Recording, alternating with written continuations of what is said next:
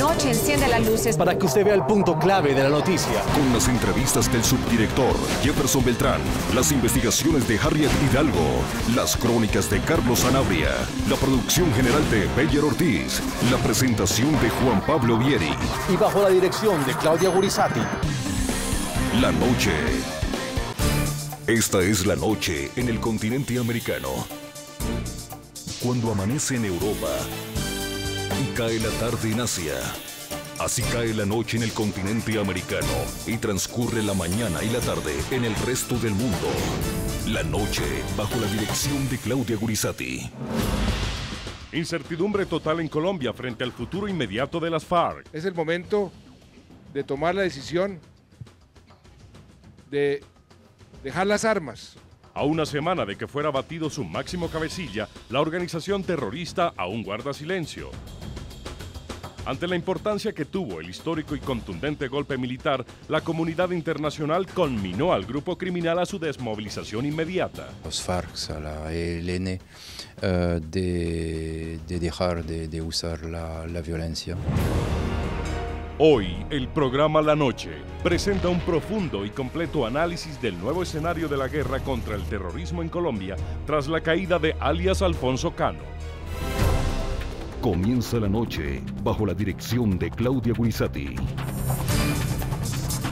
La noche bajo la dirección de Claudia Gurizati enciende las luces para que usted vea el punto clave de la noticia. Soy Juan Pablo Vieri, bienvenidos. La noticia, el nuevo escenario de la guerra contra el terrorismo en Colombia al cumplirse una semana de que fuera abatido el máximo cabecilla de las FARC. La noticia, mientras el grupo criminal guarda silencio, las autoridades continúan resaltando ante la opinión pública de América Latina el contundente significado que representa el histórico golpe militar. El punto clave, por ahora, el gobierno colombiano ha dicho que la desmovilización o la tumba son las únicas dos salidas que le quedan al terrorismo en Colombia. Es el momento de desmovilizarse. Es el momento de tomar la decisión de dejar las armas, porque como lo hemos dicho tantas veces, la alternativa es una cárcel o una tumba. Aquí hay una mano generosa que lo recibe y lo reincorpora a la sociedad, como ya hay más de 20.000. Y lo que Cano demuestra es que no hay ningún rincón de la patria a donde no llegue nuestra fuerza pública. La noticia, el desorden en el que queda la cadena de mando de la organización criminal de las FARC tras la muerte de alias Alfonso Cano. En los últimos 3 años, 4 de sus principales cabecillas del secretariado han sido dados de baja por las autoridades. El último en caer fue el responsable del llamado Plan Renacer, una estrategia de repliegues y ataques terroristas puntuales. Alias Alfonso Cano decidió hace unos años establecer un plan que llamó el Plan Renacer, un plan de terrorismo, un plan de crimen contra el pueblo colombiano, un plan de acciones aleves en contra de la sociedad colombiana, en contra de los miembros de la fuerza pública. Esa era su manera de proceder, su manera de actuar.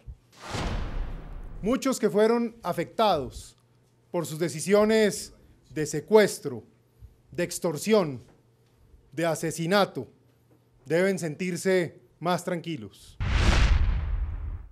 El punto clave, las FARC y ETA son los grupos terroristas más antiguos que quedan en Occidente. Ambos parecen avanzar hacia su derrota. El primero, las FARC, gracias a las contundentes acciones de las Fuerzas Armadas que en los últimos 9 años prácticamente los han acorralado. Y el segundo, ETA, no solo anunció el cese de la violencia, sino que en su última entrevista al diario Gara señaló que el desarme y el acercamiento de sus miembros que están en prisión son 2 temas de la llamada Agenda de Paz. La cuestión de las armas está incluida en la agenda de la negociación entre ETA y el Estado, y estamos dispuestos a hablar de ello también y a adoptar compromisos en la lógica de la solución de todas las consecuencias del conflicto. En Bogotá, Colombia, saludamos al señor Alejandro Santos, él es director de la revista Semana, una de las publicaciones más importantes de Colombia y de América Latina. Señor Santos, gracias por acompañarnos y bienvenido a la noche. Muy buenas noches, Juan Pablo, y a todos los televidentes. También saludamos al señor Andrés Mejía Verñó, él es consultor y analista internacional. Muchas gracias por acompañarnos, señor. Buenas noches, muchas gracias por la invitación y un saludo cordial a todos los invitados y a los televidentes. Quisiera empezar con usted, Alejandro, en Bogotá, Colombia. ¿Cuál va a ser ese nuevo escenario de la lucha contra el terrorismo en este país cuando se ha dado de baja al cabecilla Alfonso Cano? Bueno, esa es la gran pregunta que nos estamos haciendo todos los colombianos.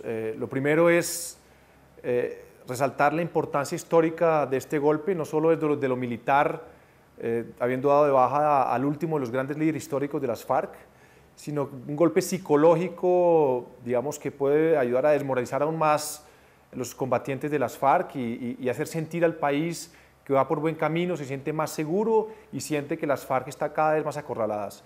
Esto demuestra que el Estado colombiano ya aprendió a llegarle a los objetivos de alto valor y a los grandes líderes de las FARC, y en ese sentido los próximos líderes, que seguramente será alias Timochenko o alias Iván Márquez, caerán, serán capturados o serán dados de baja muy pronto con, digamos, la sofisticación y la inteligencia que ha tenido las fuerzas militares colombianas. La gran pregunta es que detrás de estos líderes y detrás de estos grandes golpes hay también más de 8.000 hombres en armas.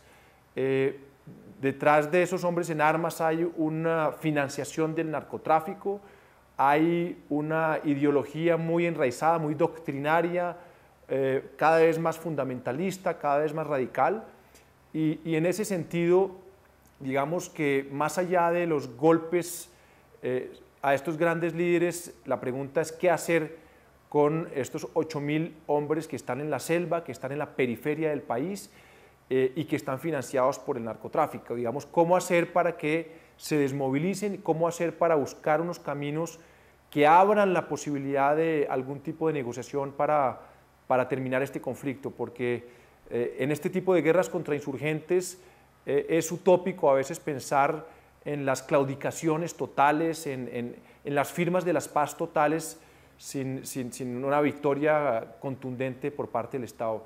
Y en ese sentido creo que el gobierno no veo que esté dispuesto a abrir las puertas de una negociación en la medida en que las FARC no den una señal clara y contundente de que quieren la paz. Alejandro, y en ese sentido... Sí, Alejandro, pero no lo interrumpo. Sí. En su revista, en la revista Semana, es una revista de circulación en Colombia y de gran influencia en América Latina, también se han dado a conocer artículos que darían a entender que existían unas conversaciones, una serie de mensajes, por lo menos, que iban desde la Casa de Nariño hasta las montañas de Colombia, donde se preparaba, donde se ambientaba un diálogo o un posible acercamiento de paz. La muerte de este cabecilla, Alfonso Cano, este operativo militar, mina las intenciones de un acuerdo de paz en el país suramericano. El gobierno del presidente Santos dijo desde el día de su posesión que la llave de la paz no la iba a botar al mar, pero que iba a perseguir con contundencia a las FARC hasta el último rincón del territorio. Eso es lo que se ha venido haciendo. La muerte de Alfonso Cano es esa demostración. Lo que nos lleva a pensar ahora es si esta muerte nos acerca o nos aleja de una posible negociación. Acercamientos no ha habido, digamos, entre el gobierno y las FARC, digamos, las condiciones no están dadas, hay una ofensiva militar total, y lo que uno se pregunta en este momento es que el gobierno no está dispuesto a asumir el costo político de abrir una puerta a una negociación cuando siente que está ganando la guerra y cuando tiene el aplauso de la opinión pública frente a esta amenaza terrorista. Y por otro lado, uno tampoco ve, al menos por lo pronto, señales de paz creíbles y contundentes por parte de las FARC que nos lleven a pensar que están pensando en una posible negociación. Y en eso hay dos condiciones claras y contundentes que ha dicho el gobierno que no los veo posible en el corto plazo. Una, la liberación de todos los secuestrados, algunos de los cuales llevan 13 años secuestrados en la selva, lo cual es absolutamente indignante. Y lo segundo, que hay un cese de hostilidades. Entonces, hay una especie de sin salida en esas dos posiciones, donde yo creo que el balón en ese sentido hoy en día lo tiene la sociedad colombiana si quiere realmente la paz.